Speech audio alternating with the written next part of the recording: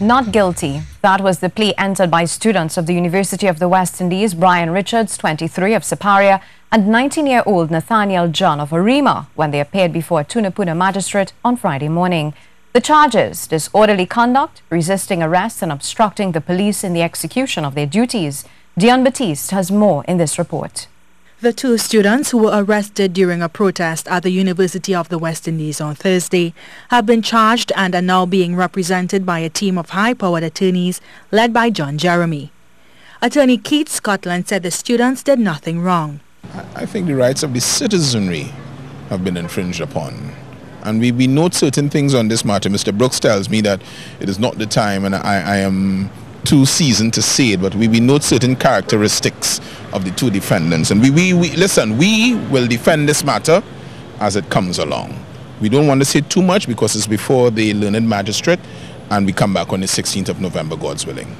So why such a high-powered team to represent students arrested during a seemingly simple protest? We have not come here as ambulance chasers.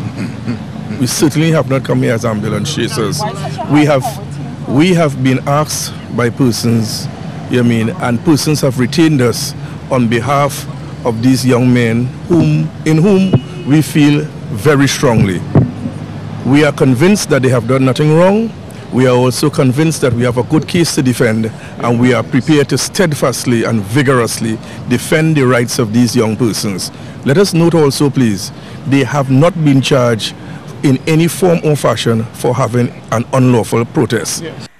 Speaking with reporters outside the Tunapuna court, PRAKASH RAMADHAR said defense counsel has made an application for the disclosure of unused footage to be made available by the police.